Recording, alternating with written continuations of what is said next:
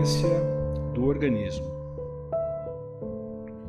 O espírito, unindo-se ao corpo, identifica-se com a matéria. A matéria não é senão um envoltório do espírito, como o vestuário é envoltório do corpo. Unindo-se ao corpo, o espírito conserva os atributos de sua natureza espiritual. O espírito exerce com toda a liberdade suas faculdades depois da sua união com o corpo. O exercício das faculdades depende dos órgãos que lhe servem de instrumento. Elas são enfraquecidas pela grosseria da matéria. Uma paradinha, Dom. Olha que coisa interessante aqui. Ele pergunta se o espírito identifica-se com a matéria. A resposta aqui é não. Porque ele é independente da matéria. Ele está usando a matéria temporariamente, essa matéria que nós conhecemos, esse corpo que nós temos. Aí, o Kardec não fica satisfeito com a pergunta. Ele faz mais uma. O espírito exerce com toda a liberdade suas faculdades depois da sua união com o corpo. O exercício da faculdade depende dos órgãos que ele serve de instrumento. Elas são enfraquecidas pela grosseria da matéria. Vamos pegar um exemplo bem simples. O músico, ele toca muito bem. O violão tem 6 cordas. Suponhamos que esse violão só tem 4 cordas. Ele não vai conseguir executar a música adequadamente. Essa música ela não vai sair perfeita. Mas vamos mais longe um pouco. Suponhamos que esse violão só tem uma corda. Aí ele não vai conseguir nada mesmo. Vamos mais longe um pouquinho. Suponhamos que o violão está sem nenhuma corda. Que é o caso do corpo totalmente bloqueado mentalmente, numa situação cerebral de transtornos profundos. O espírito está ali, ele tem todas as condições, porque ele tem inteligência, mas ele não consegue praticamente nada. Um outro exemplo, que até tem um amigo meu que sempre fala desse exemplo aí, um piano. Se o piano estiver desafinado, o músico não vai conseguir executar a música do jeito que é necessário. O som sempre é do piano. O som sempre é do violão.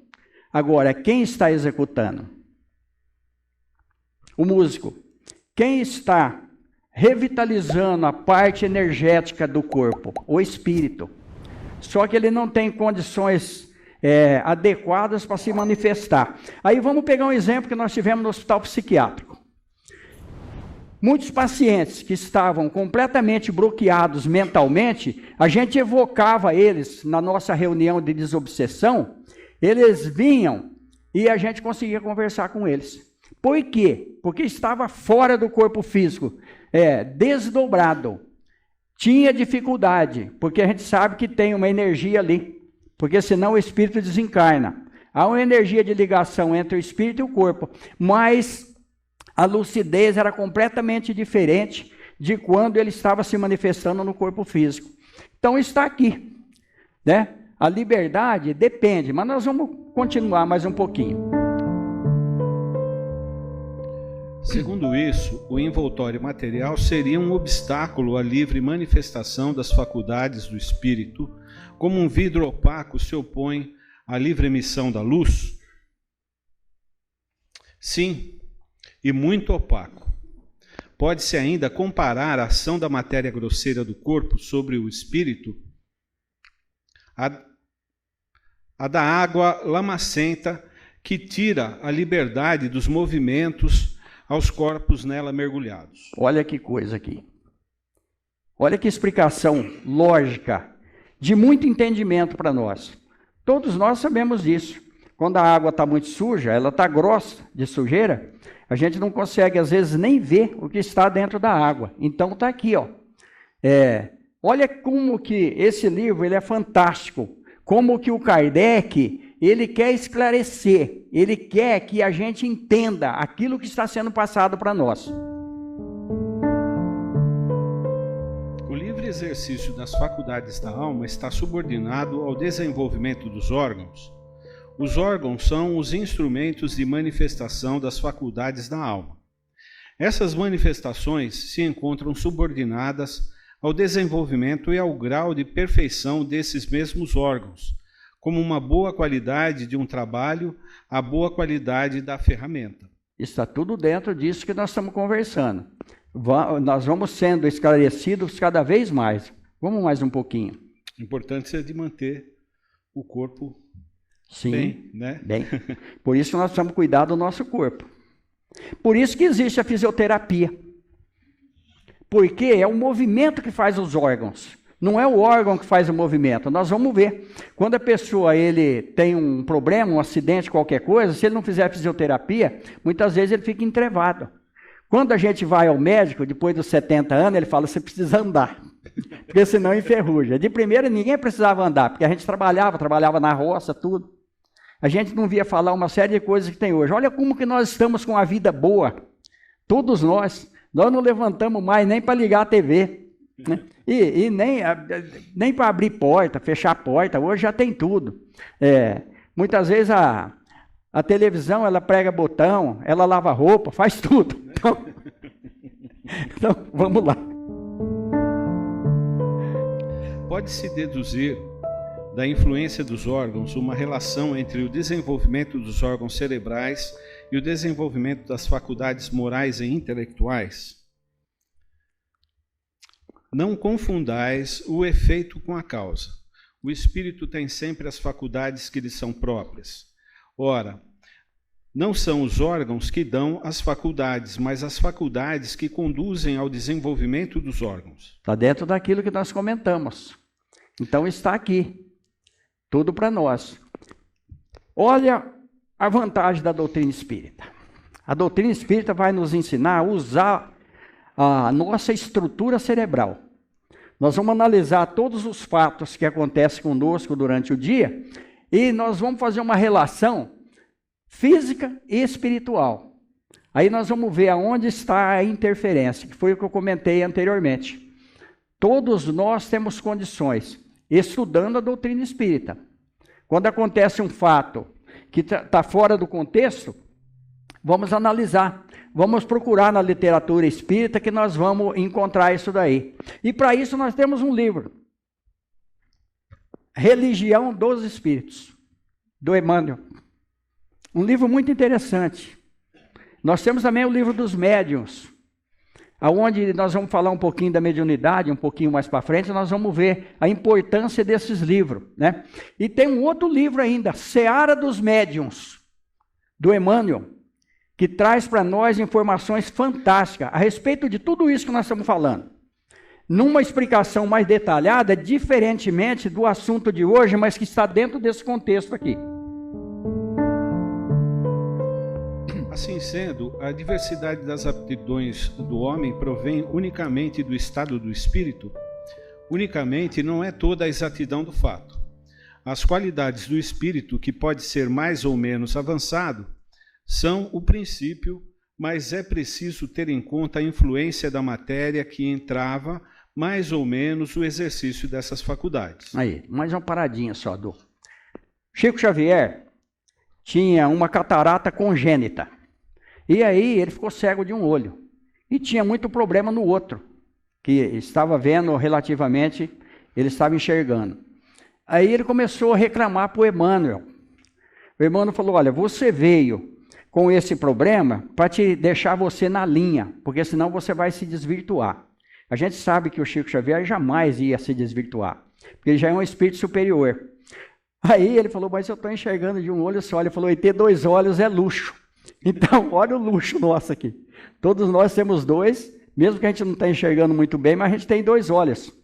Então, olha só, Chico Xavier, missionário, depois de Jesus na Terra, o maior espírito que esteve na Terra, reencarnado, foi Chico Xavier. Tá. Olha, isso é para a gente pensar bastante, né? O espírito encarnando-se, traz certas predisposições, admitindo-se para cada uma um órgão correspondente no cérebro. O desenvolvimento desses órgãos será um efeito e não uma causa. Aí, dá mais uma paradinha, Eduardo. Então nós estamos vendo, tudo é efeito e não causa. a predisposição. Nós vamos no livro dos médiuns de novo. Existe lá médiuns especiais. Nós temos uma disposição orgânica para poder receber os espíritos. Nós temos faculdades no corpo físico. Por isso que o doutor Sérgio Felipe está falando da glândula pineal, que faz a abertura do plano físico com o plano espiritual. Ele capta essas energias, transforma-as muitas vezes num circuito elétrico e que conecta com o nosso cérebro, faz uma ligação com a entidade que está comunicando e nós recebemos e transmitimos, de acordo com a nossa capacidade e com as nossas palavras. Porque muitas vezes nós não temos condição de chegar à altura da entidade que está se comunicando. Aí eu vou contar uma historinha rapidinha aqui para nós, para a gente não estourar o tempo. Existia uma reunião e um médico, que era um dos dirigentes da reunião, ele desencarnou. Isso está no livro do irmão X. Ele desencarnou e ele queria muito conversar com a mulher dele. Ele era um homem muito culto e o grupo mediúnico era humilde. E dentro do grupo mediúnico só existia uma mulher, que ela era analfabeta, mas ela tinha condições moral para poder receber esse médico. Então ele se aproximou dela, porque ele queria muito conversar com a esposa dele estava presente na reunião, e a médium fala para o dirigente da reunião que estava sentindo um envolvimento e que ela sabia que era esse doutor que estava ali e queria falar. Então ela abre a mediunidade dela e ele conversa com a esposa. Olha a situação. Quando termina a comunicação, o dirigente da reunião não acredita na comunicação do espírito. Ele chega para a mulher do médico, para a viúva, e fala: imagina que ele é seu esposo. Jamais ele é seu esposo. Ele tem cultura. Ele não ia usar um vocabulário errado. Olha só, ele falou tudo errado. A esposa fica chorosa e vai perguntar para a médium. A médium, que já não estava muito segura, porque ouviu a conversa, começa a chorar. E acha que ela teve ali um animismo, que realmente não era o espírito, era coisa da cabeça dela. Aí o médico que está no plano espiritual fica em desespero. Ele fala: puxa vida, demorou tanto para mim conseguir alguém que passasse aquilo que eu queria para minha esposa, e agora não vão acreditar em mim. Aí tem um outro ali, no plano espiritual, porque toda reunião tem a assistência espiritual, não tem um espírito só tomando conta, tem vários. Principalmente aqui, que nós fazemos na reunião pública. Aí esse outro médico, que também era médico, fala: não se preocupe não, meu irmão. Falando para o desencarnado, que tinha comunicado. Eu fui médico em São Joaquim da Barra. Eu fui chamado para atender uma parturiente no sítio, que ela corria risco de vida. Mas eu tinha alguém na cidade que eu também precisava socorrer. Mas o caso era um caso de emergência, um caso muito urgente. E naquele tempo não existia carro. Aí eu tinha que me valer de um animal. Aí eu fui no sítio do fulano de tal lá e pedi que ele me emprestasse um cavalo. Ele falou: imagina, ninguém vai montar nos meus cavalos. Meus cavalos são cavalo caro, cavalo de raça. Aí ele procurou 2 ou 3 lugares e ninguém emprestou. Aí tinha um homem lá que tinha uma mula. Olha, uma mula manca. Ele falou: olha, eu tenho essa mula manca. É o único animal que eu tenho aqui. Mas ela é dócil, ela é mansa. Se você quiser, você pode usar. Ele falou: não, eu vou usar ela. Eu não posso deixar a parturiente morrer. Ele pega a mula. Ele demorou um bom tempo, mas saiu de São Joaquim da Barra e conseguiu chegar no sítio. E conseguiu salvar a criança e a mãe. E voltou de novo para São Joaquim da Barra. Demorou muito.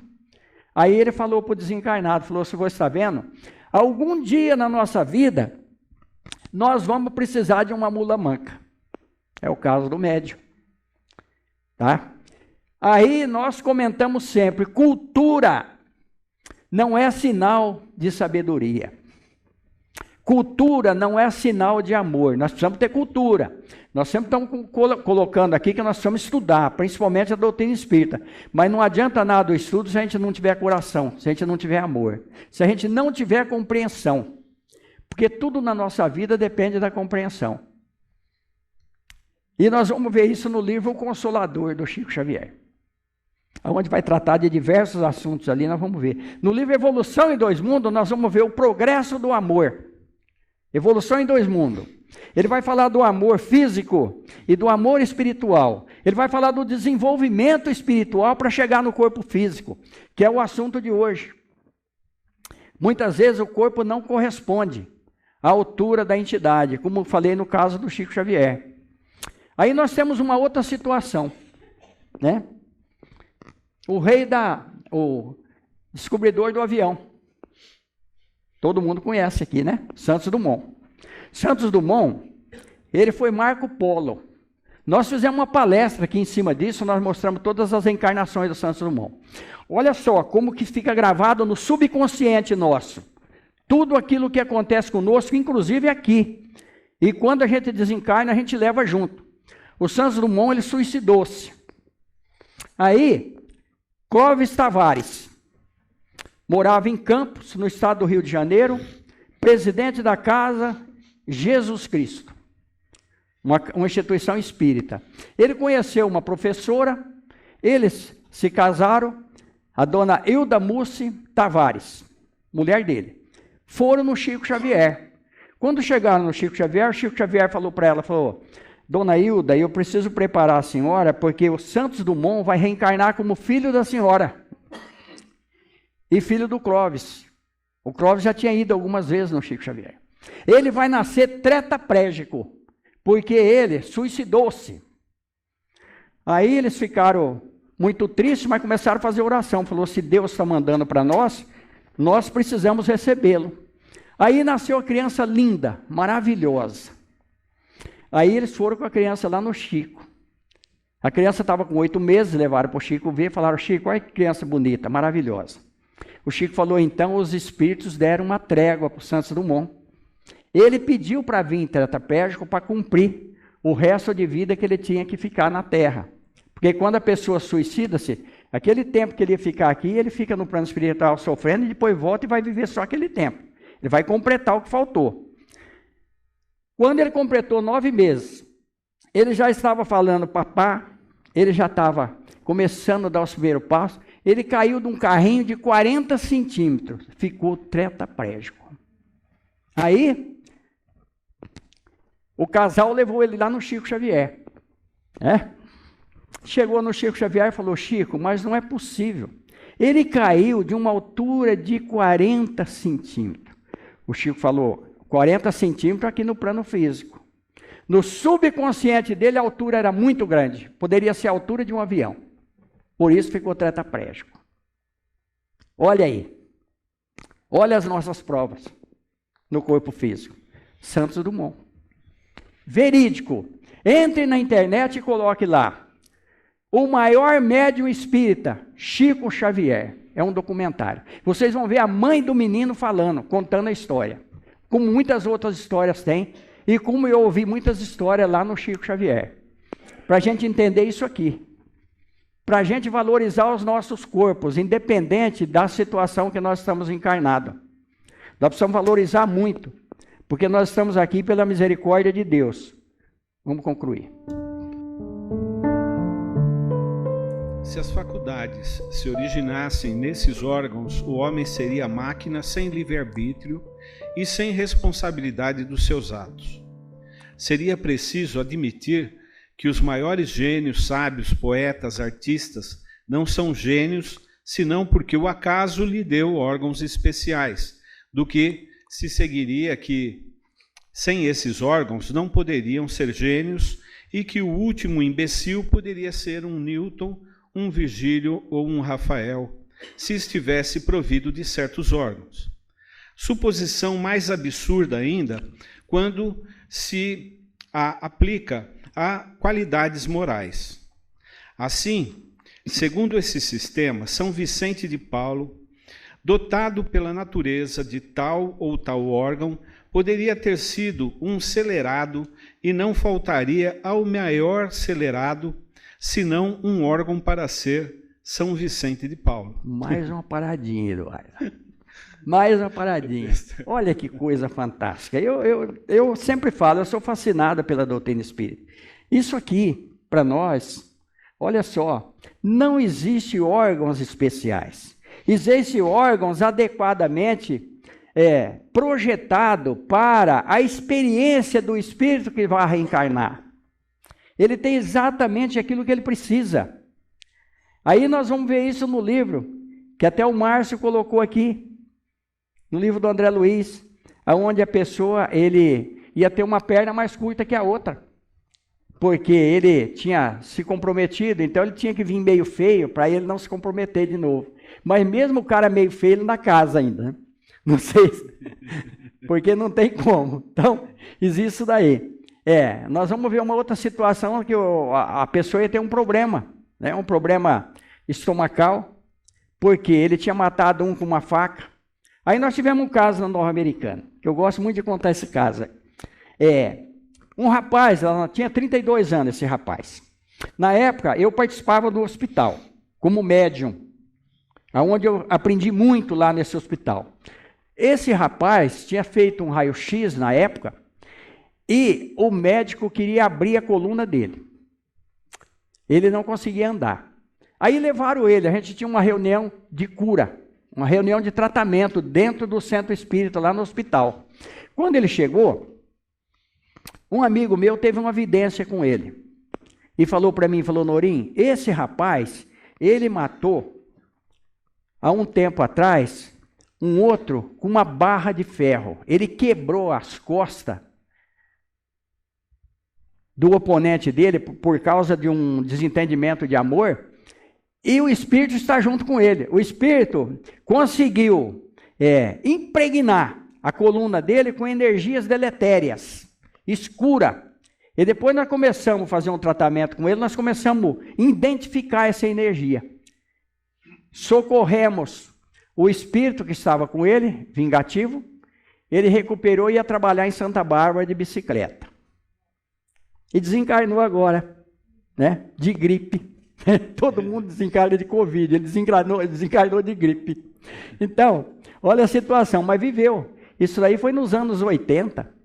Então, olha para vocês verem, ele já estava na minha idade também, né? Já está quase na hora. Então a gente já começa a pensar muito.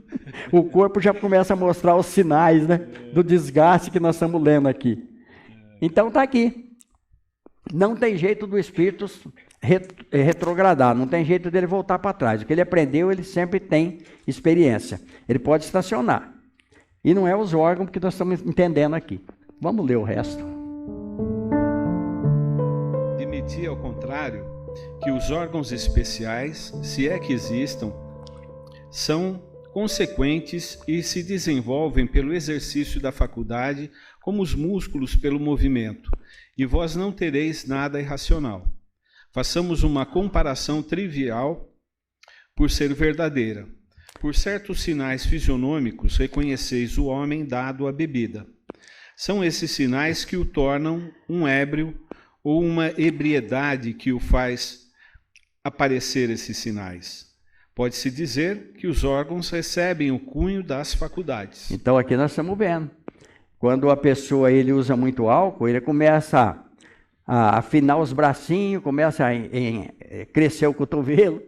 Aí tinha um amigo meu que desencarnou muito bom, mas ele não conseguia se libertar do vício. Sem nenhuma... E não podemos falar nada, porque todos têm defeito. Então, às vezes, a pessoa não consegue superar. Aí ele ia na borracharia, que eu era borracheiro do posto de gasolina, ele falava, Norim, pega na minha orelha, na ponta da minha orelha. Eu pegava, ele falava, tá normal? Eu falava, tá normal. Ele falou, o médico falou que a hora que a minha orelha engrossar e ficar dura, eu vou morrer. Quando foi um dia, ele chegou lá, é verídico isso, gente. Eu não vou falar o nome, porque era uma pessoa bem conhecida, né? Aí um dia ele chegou lá e eu olhei na orelha dele, estava até roxa, né? E grossa. Aí eu cheguei e falei para ele, falei, você não tá bom? Ele falou, pega na minha orelha. Eu peguei, ele falou, seja honesto comigo, você é espírita, né? Eu falei, sou. Eu vou morrer? Eu falei, se você afinar a orelha, não, para de beber. Mas aí ele morreu mesmo. Então, quer dizer, olha a situação aqui. Então, a pessoa que bebe, a gente vê pela aparência. O álcool vai impregnando. E aí, não é só o álcool, hein? Aí ele tem as companhias espirituais que querem beber junto. Aí nós vamos pegar o livro, né? Sexo e Destino, do André Luiz, onde nós vemos os companheiros do tabaco e os companheiros do uísque, junto com um homem muito abastado do Rio de Janeiro. O espírito queria beber e chegava nele. Por quê? Porque o espírito precisa usar a matéria. São as obsessões que nós sempre comentamos aqui. Então está aqui. Agora, o assunto de quinta-feira é impressionante. Idiotismo e loucura. Aqui não é no sentido pejorativo. É que na época precisava colocar forte essas palavras. Então nós vamos mentalizar Jesus. A gente descontrai um pouco, mas nós estamos aqui porque nós queremos alguma coisa melhor para nós. Muito obrigado, gente, pela presença.